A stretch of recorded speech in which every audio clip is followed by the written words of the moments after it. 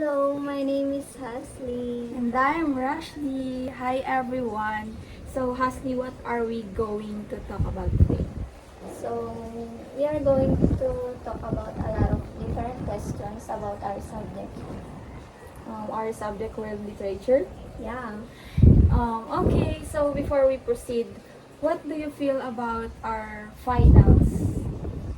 I think I'm a little bit nervous, but at the same time, I'm happy because it's the last exam that we're gonna take. True.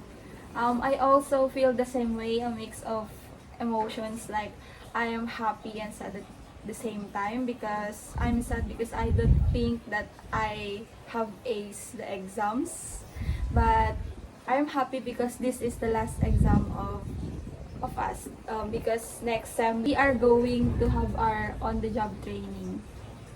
That's right. So let's proceed to the questions about our subject, world literature. So, the first question is, what have you expected in our subject? World literature, honestly, I thought it would be kind of boring, just reading poems, old stories, or any other literary works. But I also expected that I would be able to learn different cultures and perspectives, which I found pretty cool. How about you? It's the opposite. I expected that it will be interesting subject because we can learn a lot about of the life experiences of the people around the world. Okay.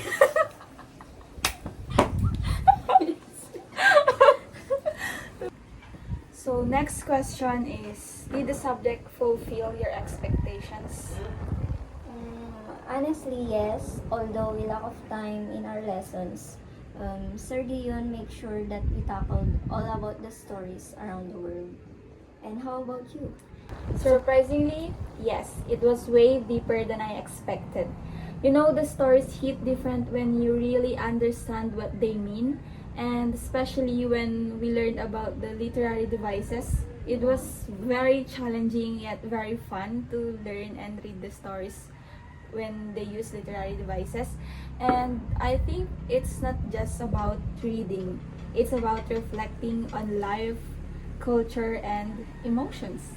That's right. Well,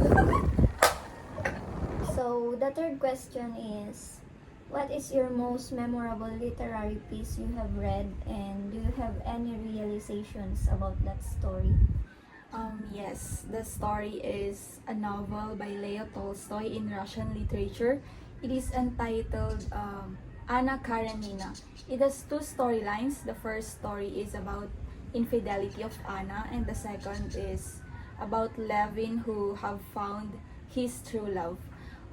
In this novel, I have realized that it is important to be contented of what you have, and before deciding, it is also essential to have a deep thinking so that your decision won't make you have any regrets in the end. How about you? I think the most memorable literary piece I have read is the Romeo and Juliet by William Shakespeare. It is a well-known story where we can find in the end that they both died because of their love. So what are your realizations about this Romeo and Juliet?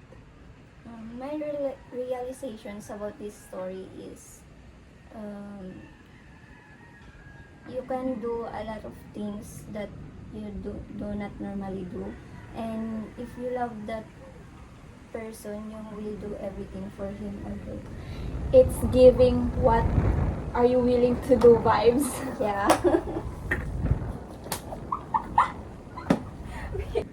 So, last question is, what's that one thing you can say about your journey so far of learning literature?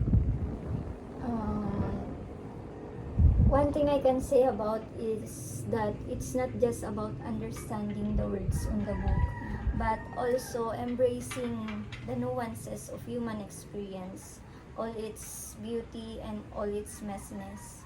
So how about you? So there are a lot of literatures we have learned, so I can say that it's been a wild but meaningful ride. I'd never thought that I'd connect to the stories from hundreds or thousands or millions of years ago. And world literature have taught me to see life in different angles and to better understand people, which is honestly, I think, is very helpful in my major, which is human resource management. It's like gaining wisdom without living through the dramas yourself. That's it. Okay, that's it guys. We hope you enjoyed our podcast. We hope to see you again on our next podcast journey. Again, I am HASSLEE. And I am Rushdy. Bye! Hello! Okay.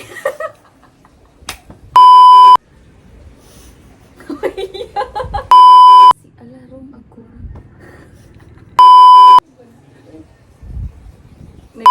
Guys, we hope